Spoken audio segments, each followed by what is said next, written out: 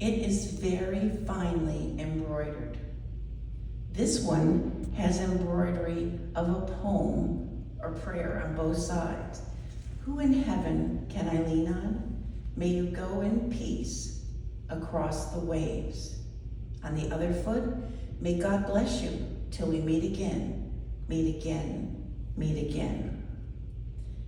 So on this shoe, there's symbolism, which there is on most Chinese things, but the rooster has the ability to scare away the evil spirits. And the lotus, referring to the golden lotus, also is purity. And then the centipede, that is one of the 5 poisonous creatures for the Chinese. It's used here to ward off venomous dangers. So one of the 5 is always embroidered on children's clothing. The other ones are a scorpion, a toad, a viper, and a spider. The mother will take these shoes to the altar of the goddess of did I skip one? No. Of Guan Yin, or the little-footed miss. Guan Yin, I wonder where she is. Well, anyway, she's the goddess of mercy. And you pray to her that your daughter will have tiny feet. Not that she will live, but that she will have tiny feet. And then if you lived in the countryside, you might have an altar in your house and you would lay the shoes there. You also bring an offering with you, fruits and or, oh, here's Guan Yin. I'm sorry, it's out of order. She's beautiful. Many people compare her to the Virgin Mary. But the interesting thing is, when the Buddhist monks came across from India to China, which is a long ways, this monk turned into a woman when he got to China. Oh, that's interesting. Anyway, so she's gonna take these red bean dumplings to the altar that produce, in hopes it'll produce exquisitely tiny feet like the dumplings. Upon returning home, she will feed them to her daughter to ward off disease and evil spirits. Also, eating them was thought to help the foot achieve a softness and size similar to the dumpling. Believe it or not, the foot binding day was a social event. Female relatives of the girl and her mother's friends would come. The guests traveled great distances on the backs of donkeys or carts pushed by men. The daughter would receive her first gift of lotus shoes from her mother, called flat toe shoes. It was a mother's labor of love. Okay, who performs the binding? Special women skilled in binding were brought in, or elderly woman relatives, or friends known to have experience in good technique. The mother actually didn't do it. They said, the Chinese say, it was because she would give in to the cries of pain. However, the missionaries and Western doctors negate this theory, saying Chinese mothers could be quite brutal. The worst possible scenario would be to have your mother-in-law do it. Girls were often married off when they were still children. So the foot binding process is very structured. There's precise methods and just simple variations. So the first thing we're going to do is soak the feet. Before the actual binding, the foot is put in warm to hot water. Each family had their own secret recipe for what went inside it. It might be ground almonds, mulberry root, white balsam, tannin, frankincense, urine, an endless number of herbs and roots. The most exotic concoction that I read about was broth made from boiled monkey bones. I think the worst one I read about was they soaked the girls' feet in warm animal blood. So what they did in Shanxi province is they would cut a lamb's stomach open and immediately put the girls' feet in it and soak for about 2 hours. And they have the highest rate of 3-inch glottis feet. And in Jiangxi province, they do the same thing but with a live hen. So after the normal soaking, it's followed by a thorough drying. The dead flesh is rubbed away and it'll eventually rot away. Toenails are the next target. They're clipped very short. Once the toes are crushed, the toenail could dig in and cause infection. Binding the feet. The bandages were white or blue and cotton, but blue was preferred because it didn't show the dirt so easily. They were 2 inches wide and 10 feet long. They pressed the 4 smaller toes under the sole, under towards the sole of the foot.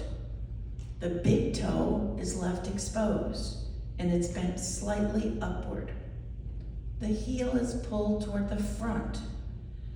While walking, the weight of the body would go to the heel. Some foot binders soak the bandages in hot water before they wrap them, because when they dried, the shrinking of the cloth would be even more tighter. Some often took a needle and a big needle and thread and sewed the bandages together at various points. This would keep it from unraveling, but more importantly, it would keep the little girl from loosening them. Some binders inserted bits of sharp material, glass, porcelain, or metal, between the consecutive wrappings to cause open wounds. That would speed up the decaying of the skin, which shortens the foot. It was tightened daily so that eventually the arch of the foot would be broken and the foot wouldn't grow more than 3 inches. The foot would be bathed and rebound frequently. Girls would be forced to walk on their broken feet to further force the foot to the proper shape. There were progressively smaller shoes. It generally took about 2 years to complete the process, resulting in the tiny foot that was properly shaped. Yes, muscles did atrophy. The feet were really dead for all essential purposes. In the worst case, the most common problem was an infection. If an infection entered the bones, it could cause them to soften, which would result in the toes dropping off. The feet could develop gangrene or blood poisoning or ulcers. If gangrene developed, the toes would be cut off. In both mentioned cases, it was seen as advantageous because the foot is more narrow and therefore more desirable. The worst case is the girl would die. It's amazing to me that historians estimate that only 10% of the girls died from gangrene and sepsis. Shoemaking. Up until the early 1900s, almost all of the lotus shoes, were made in the home by the person that was going to wear them, but she would be guided by the females in the home and the art of embroidery. First you cut the silk, then you do the embroidery before the shoes assembled. There were pattern books available with embroidery designs, but many women made up their own designs by their region and personality. They wanted to distinguish themselves from others with uniqueness and beauty. The only time in the Tang Dynasty, okay, let me rephrase this. So the Tang Dynasty is one of my favorites because I look at it as a real women's liberation. They changed their clothing, but here, creativity was encouraged. So here, she's got the 2 goldfish, which are a symbol of fertility, abundance, and happiness. And she has a never-ending knot on the front, which is for infinite wisdom and the compassion of Buddha. Lotus was the most popular, being a symbol of purity and fruitfulness. The bottoms could also be embroidered. Wealthy women spent their days sitting with their feet up, so it's important that the bottom be just as attractive as the sides. So you see the conch shell up there. For the Buddhist, it's a call to worship. The lotus, if you look way down, you'll see the root and all the stages of it, the leaf, the flower, the bud, and then the seed pod. Also you see Buddha's hand, that's her embroidery of it. I'm not sure any of you've ever seen the Buddha's hand. I saw it at the Lotte market. I don't know how you say it, L-O-T-T-E, the new Korean market, but it's a fruit. But it's a symbol of luck and prosperity. And if you were wealthy, you might have a wooden mold of your foot. So shoemaking reached its height in preparation for a girl's marriage. The dowry shoes, she would have to have a pair of red. As I told you, it was auspicious, and you wear that during your wedding. There are 3 other important colors. Purple, it's the first pair worn after the wedding because it's a pun on 100 suns. The second pair is almond color. It's the only shade of yellow that a commoner is allowed to wear, yellow being reserved for the royal family. And then we have red sleeping slippers. They're worn on the first night in the wedding chamber. Women never went to bed in just their bindings.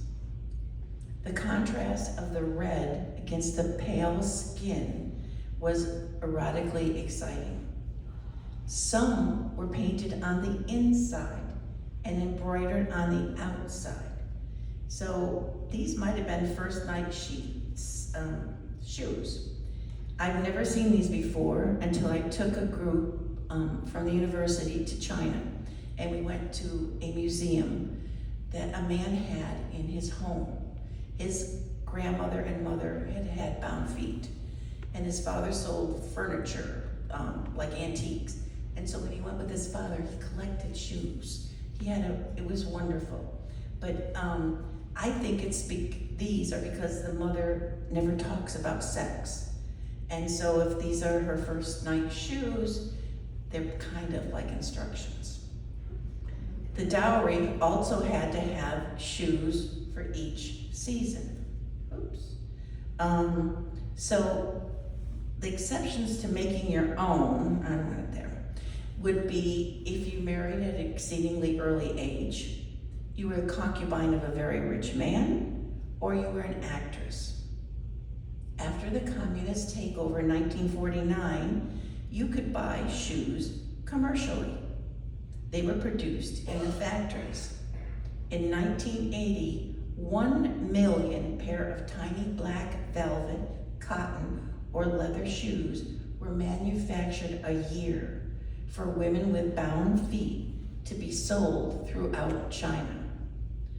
the Bata, B-A-T-A, which is I think Canadian origin, they made these in Malaysia till the late 1950s in a brocaded Mary Jane style. The last shoemaker for bound feet stopped making them in Beijing in 1998. So the material, the majority of shoes from the city were made of silk. Villagers and poorer sections used cotton. It was less costly and more durable. It's very unusual to find these pigskin lotus shoes. These were made in Shanghai in the 1920s, which Shanghai was known as the Paris of the East back then. Colors. The Chinese recognized 5 primary colors: red, yellow, blue, which includes green, black, and white. Each color is designated for a certain purpose or for use by certain people. I've already talked about red and almond, but here we have the red for all festive occasions, symbol of good fortune and joy, worn for special occasions. They were the color put on Guan Yin's altar, and older women only wore them on birthdays and holidays. Yellow, remember it needs to be almond. Yellow is also for prosperity, so that's why you would have an almond color one. Blue, there's no confining rules for blue. Here you see the cat. That cat is a protection of wealth because they would be where you stored your rice, and if the mice came in, the cat would get them. The centipede there is one of those 5 poisonous creatures. And the peony is a symbol of wealth. Purple and bright green were suitable for young women. Black was the color for later years, for older ladies. They were worn in the winter by others. The grapes represent abundance in material wealth. Hard to see them there. It's white for the Chinese is the color for mourning. It's complicated. Oops, I'm sorry, there's where you can see the grapes.